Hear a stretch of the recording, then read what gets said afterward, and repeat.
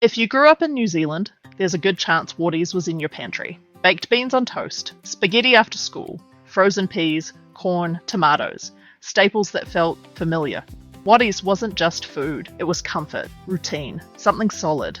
So here's the question many people quietly ask, but rarely dig into. What actually happened to Watties? When did it change? And why does it feel different now? This isn't a rant. It's not nostalgia for nostalgia's sake. It's a story about ownership, global food systems, and how iconic local brands evolve. Sometimes so gradually, we don't notice it happening. Watties began in 1934 in Hastings, Hawke's Bay. James Wattie started small, canning fruit and vegetables grown by local farmers.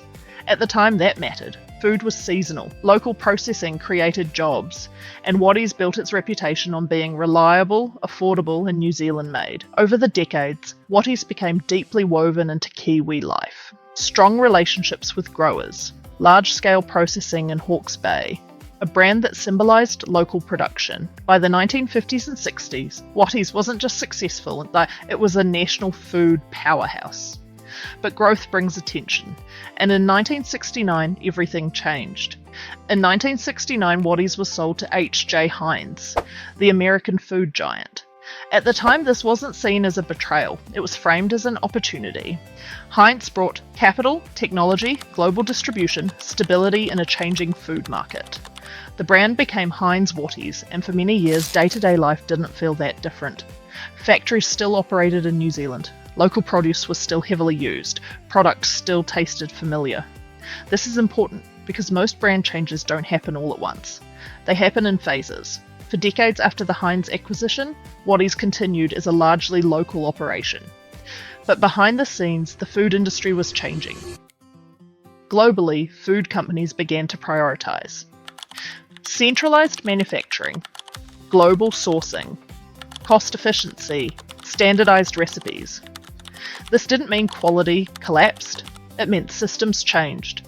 Ingredients that were once sourced locally could now be sourced internationally. Processing could be moved to larger, more efficient facilities. Supply chains stretched across borders. To consumers, this often shows up subtly. Packaging changes, slight texture differences, seasonal variability disappearing. Nothing dramatic, just different. And then, in the 2000s and 10s, some very visible changes arrived. One of the most significant moments came in 2018, when Heinz Watties announced the closure of its Hastings canning factory, the spiritual home of the brand. This plant had operated for generations. The closure meant hundreds of local jobs lost, canned vegetable production shifting offshore, including to Australia. The end of large-scale canning in the region where Watties began. Other operations remained in New Zealand, like frozen vegetable processing in Timaru. But the message was clear. Watties was no longer primarily a New Zealand manufacturing brand. It was now a New Zealand brand name inside a global system. And for many people, this was the moment something clicked. This is where conversations get emotional. You'll hear people say, "It doesn't taste like it used to. The quality changed. They watered it down." Here's the careful truth. Some recipes have changed over time, publicly acknowledged through updated ingredient lists, nutritional panels, and reformulations driven by sugar reduction targets, salt guidelines, supply availability, cost pressures. Other changes are about sourcing, not recipes. Tomatoes grown overseas instead of locally, different crop varieties, different processing conditions. And some of what people notice is simply memory.